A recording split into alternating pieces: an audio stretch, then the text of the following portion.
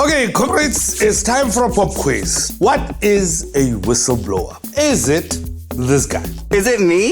Am I the drama? I don't think I'm the drama. This guy?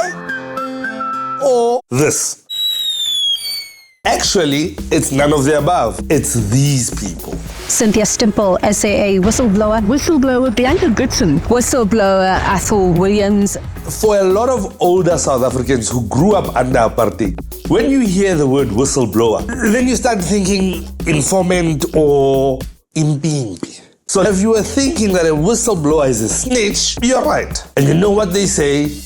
Snitches get stitches. Comrades, I'm being told we can't say that on air. So let's find out what whistleblowing is all about. Here to help us is a very special guest. He's very demure, very mindful.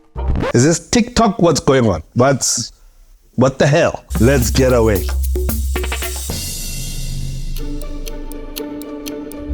Why, hello there.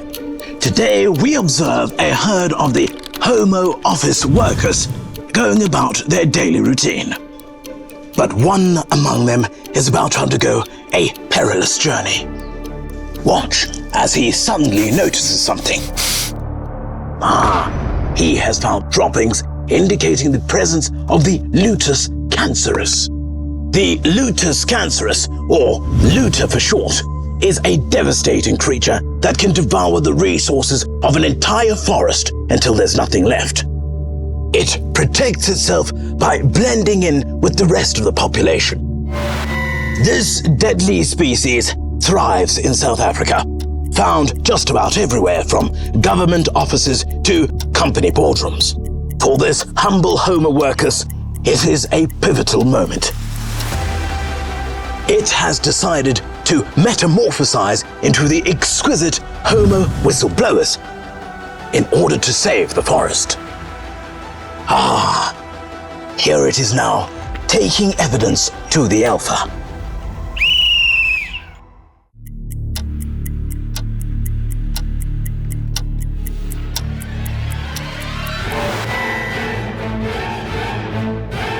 Alas, it would appear that the alpha in question is in fact a lotus cancerous.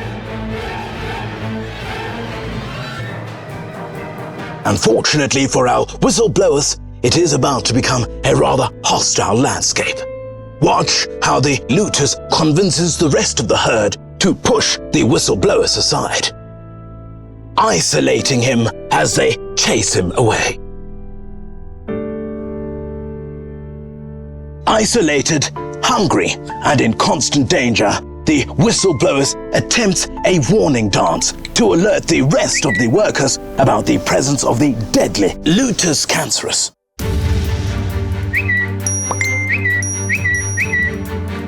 Just when all seems lost, the dance works and alerts the rest of the workers to the presence of the lotus cancerous, and the tide turns. Incredible! The whistleblowers has survived. Unfortunately, this is not the case for all of them.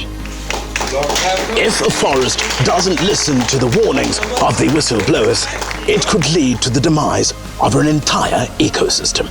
It is vital for us to play our role in preserving this endangered species.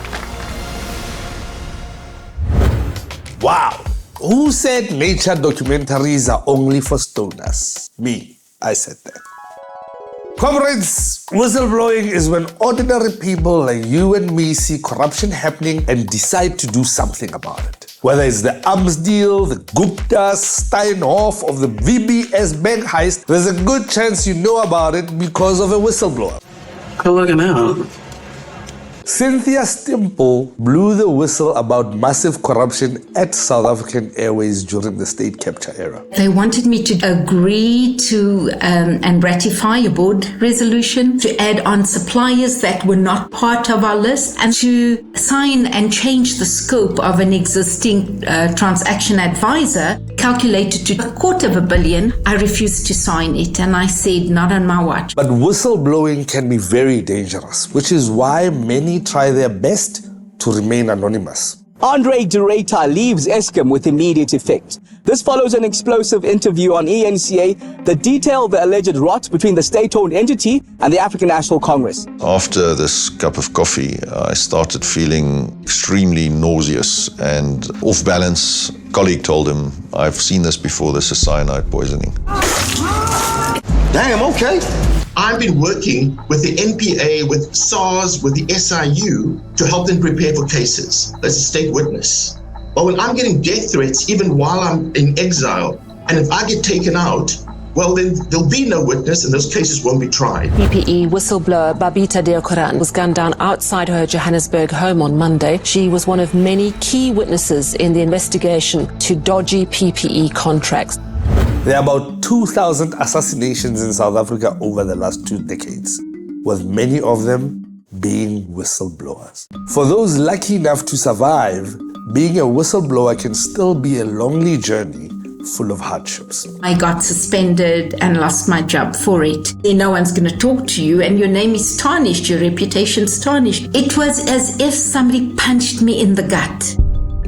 It really does trigger me, and my apologies if I become emotional, because the post-traumatic stress disorder that I've gone through just doing country duty. I started 12 years ago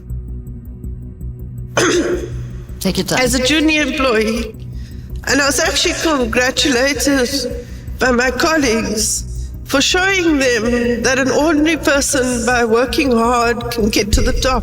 Because we've come out of the apartheid system where people informed on others, so it was a negative connotation, society needs to start thinking differently about it if we want a more moral society. So comrades, I'm not going to sugarcoat it. Whistleblowing is a gut job. So what can we do? Well, there's no magic bullet. Actually, we hope that there are no bullets at all. But since Babita Deokaran's assassination, there have been many calls for South Africa to protect whistleblowers better. The protection of whistleblowers is paramount. As the Commission's first report recommends, we will strengthen the system to protect whistleblowers. So South Africa does have whistleblower protection, which is called the Protected Disclosures Act. Yet, it only covers one aspect, occupational detriment. We need to either change our legislation, overhaul it completely. Many have recommended an agency or a Chapter 9 organization to support whistleblowers. We need to remove the stigma of whistleblowers and make the name a more positive. So maybe the name can change, like human rights defenders or something else. Outgoing Chief Justice Raymond Zondo also thinks that there should be financial incentives for whistleblowers. In some countries, if you stop a ton of money from being stolen or help recover it, you get a bit of this reward. Snitches get riches, y'all. We would recommend that there is reparations made for whistleblowers who've lost everything so they can build their lives back and get their dignity back. So comrades, the most important takeaway for me is that whistleblowers are real heroes and deserve our support and protection. Earlier you snitched on somebody. Yeah, I did. I just want to let you know I with them, of course. We also need to focus on the crime that's being committed and not shoot the messenger. It's like, don't blame the ref, you know? Well, I don't think I'm the drama. So what do you think? What can we do to help whistleblowers? Let us know in the comments. Finally, a massive thanks to our comedy collaborators. Go check out their links and give them a follow. Show them some love. Until next time, stay away. But today, stand behind the camera. One of the herd will undergo a perilous journey. Don't stand in front of the camera.